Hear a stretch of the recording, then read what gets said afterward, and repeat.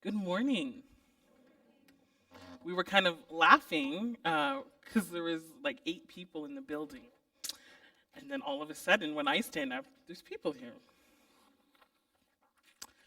If you look around this building and our website and kind of other communications, you'll probably find this phrase, be loved, be loved. We're kind of fond of that. It's a little bit pithy and meaningful. But I suspect that while it is very easy to think of all of the ways and reasons that you ought to be loved, that it is far more difficult for you to lean into the reality that you can be loved. There are some things that we find easy to believe about ourselves. If I were to tell you that you're irresponsible, that you're unattractive, that you're disappointing and untrustworthy, you just might believe me. Not in those obvious ways, but in the unsuspecting ways where the negative words that someone speaks over us creep into our ears as we attempt something new, or as we make a mistake, or we find ourselves encountering something difficult or dangerous. Suddenly those words that shamed us or hurt us or belittled us or wounded us rise up and try to push us down, and every once in a while they succeed. But the same does not seem to be true when we hear about our grandeur, about our beauty, about our necessity, the wonder that we offer to the world and the goodness that we possess. Those words are the ones that we are quick to dismiss, that we're quick to brush off, and quick to leave behind. So when we meet Jesus exactly as we are, with all of those words and phrases and encounters that remind us of our unworthiness and our unloveliness and our lack of goodness, we can imagine that God views us and who we are with that same disdain. And then we spend a lifetime trying to imagine how we can get the divine to see us as less troublesome, as less difficult, as less impossible to love unconditionally. And I wonder if Paul was trying to help individuals overcome this very insecurity when he gleefully writes, "There is nothing that can separate us from the love of God. Not life or death, not the worst of us, not the best of us, not our fears or worries that consume us, not the darkest things that we've seen or felt, experienced, or offered. In all of it, we are the beloved." Difficult words to swallow and believe, regardless of their truth. Difficult words for us, and they can be difficult words for the church. This morning during our scripture reading, we heard one of my favorite parts of the Gospels, the post-resurrection encounters. My favorite of these is when Mary hears her name called out by Jesus, and suddenly she realized that the one she thought is the gardener is the resurrected Christ. But today's story is something that's a close second. When Peter first hears Jesus predict his own death, he responds with a forceful reaction. And he insists that this cannot and it must not be so. The thought of his friend and the self-proclaimed Messiah facing death in any form did not fit with the narrative of one who would free, who would save, and who would conquer. But Jesus sees things differently and exclaims to Peter in response, "Get behind me, Satan." That's a declaration that kind of resounds through the ages as we too insist for God to produce the kingdom, it must be through and by our own means. But Jesus seems to also be saying that one of the more disappointing things that we can come up with is to insist that out of death, life cannot be produced.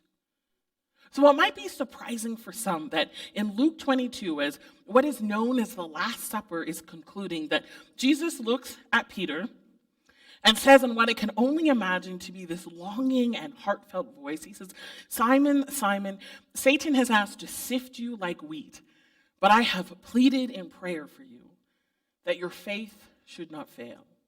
So when you've repented and turned to me again, strengthen your brothers." Let's think about those words. Everything about them is alarming. Jesus seems to indicate that once again, Peter will be led more keenly by self, by fear, and alignment with a self-focused agenda than aligning with Jesus and his mission. He then goes so far as to say, I already know that you're going to fail, but when you return, which is that hopeful invitation, the other disciples, the other followers, the ones in the crowds, they're going to need a voice and a presence. Hours later, as Jesus is being arrested and taken away, tried and tortured, there Peter stands on the edges. He clings to the outskirts and then eventually melds into the crowds. The fear of prison, the distress of death, the reality of the trial, all of it is just too much for him to bear. And it's too much for him to imagine that he might also endure. And so he sits as an observer rather than as a friend. Can you picture that moment? His face kind of hidden, his eyes skirting back and forth, his head low. The very crowds that once viewed him and Jesus as heroes are now the very ones that Peter wants to avoid. And at 3 different times, as Jesus is suffering and these crowds are watching, Peter insists that what the crowds know to be true is not. Instead, he declares about his friend and teacher, I never knew him. And just as predicted, the rooster crows, and Jesus catches a glimpse of Peter, and Peter catches a glimpse of Jesus, and Peter is wrecked. His heart is torn, and he knows of nothing to do other than to mourn his faithlessness, his lack of loyalty, his love tested in the fire that has proven to be conditional and somehow worthless. And so when we meet Peter and Jesus eating breakfast together on the beach, days after the resurrection, this unspoken betrayal stands between them. But Jesus does not see this as a barrier to Peter being loved by him. Rather, he seems to see this as a moment for Peter to have his own resurrection experience. And so he asks him the hard questions, perhaps less because he needs to hear the answer and more so because Peter needs to speak out the answer. And so Jesus leans over to Peter, who has just devoured fish and bread, and says, do you love me more than these? Peter can probably sense that the talk is coming, and he braces himself for the reprimand and most likely sinks into shame. His response, you know that I love you. I thought it was my phone.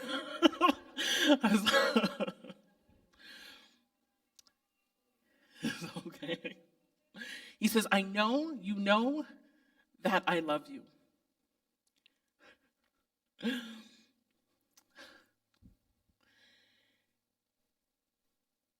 And so, sorry, I lost my spot. And what Jesus says next to Peter is kind of telling of who Jesus is. He says, feed my lambs. In other words, your moment of denial, your absence in my time of need, your inability to rise above fear in the moment, it is not too high, it is not too wide, it is not too dark or too final to remove you from my mission, to exclude you from my calling, to erase the beauty and gifts you have to offer. Jesus asks that question 2 more times, do you love me? And continues to invite Peter to both experience love and offer the love that he has experienced. No commentary on what was missed. No deep talk on the mistakes or the glaring disappointment, just this simple invitation to lean into the reality that he is beloved. He is still wanted. He is still a part of the story. He is still a disciple despite his worst moment, despite his darkest day. He is loved. And within that same breath, Jesus seems to suggest, now take this experience, this love that you know, the one that you follow, and allow it to be multiplied among those you encounter. Allow it to nurture those you meet. Allow it to transform you so that you can be part of the transformation of others. What a moment to have fallen short of promises kept, to have sunk deep into the muck of selfishness, and to emerge as one who knows they are still welcomed and wanted and loved. Mark Buchanan describes this as deep love. He says, deep love loves simply because its nature is to love. God loves me just as I am. That's real love. But that's only half of it. Real love loves us not just as we are, but so that we can become who we are meant to be. That too is its nature. It's a love that won't let go. It's a hardy and feisty and relentless love. It loves at great cost. Such love loves us as it makes us what we are to become. And I think that's the crux of Jesus' words and his response to Peter. Experience love so you can become love. And I wonder if that is also not the calling of the church. To be both a place that embodies deep, transformative love, but also a place that offers deep, transformative love to all those they encountered. Be loved, be love.